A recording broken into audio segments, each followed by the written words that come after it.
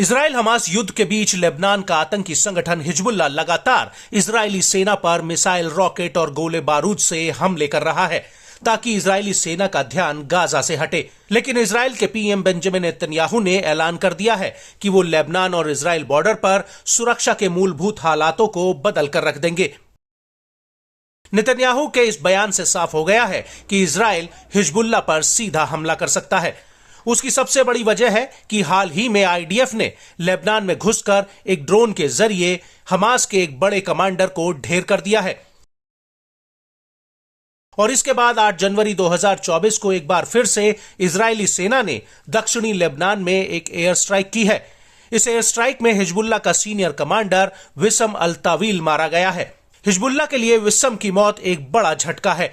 विसम Hezbollah की Radwan force का commander था और इस हमले से अब तय हो गया है कि लेबनान और इजराइल के बीच सीधी जंग छिड़ सकती है।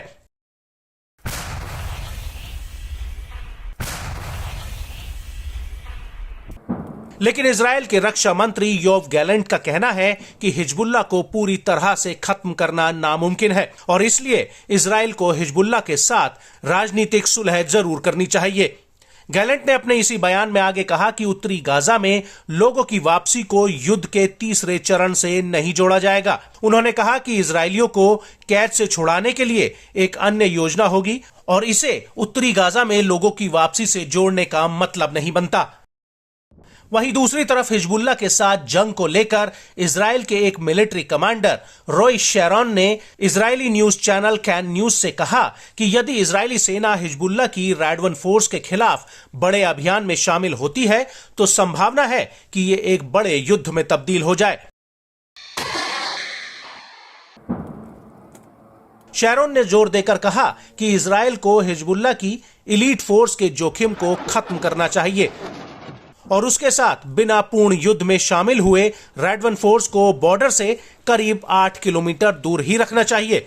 लेकिन इसे हासिल करने के लिए शैरोन ने टेक्नोलॉजी की मौजूदगी को लेकर अनिश्चितता जरूर जाहिर की है। आपको बता दें कि इजरायली सेना जैसे जैसे गाजा में तबाही मचाती हुई आगे बढ़ रही है, वैसे वैसे इजराइल लेबनान बॉर्डर पर हमले तेज हो गए हैं। हालांकि कुछ अमेरिकी अधिकारी नेतन्याहू को यह हिदायत दे चुके हैं कि वो लेबनान के साथ युद्ध न छेड़े, क्योंकि ऐसा करने पर इजरायली सेना 2 मोर्चों पर बढ़ जाएगी और उतनी ताकतवर नहीं रह जाएगी, जिसका खामियाजा इजराइल को ही भुगतना पड़ेगा।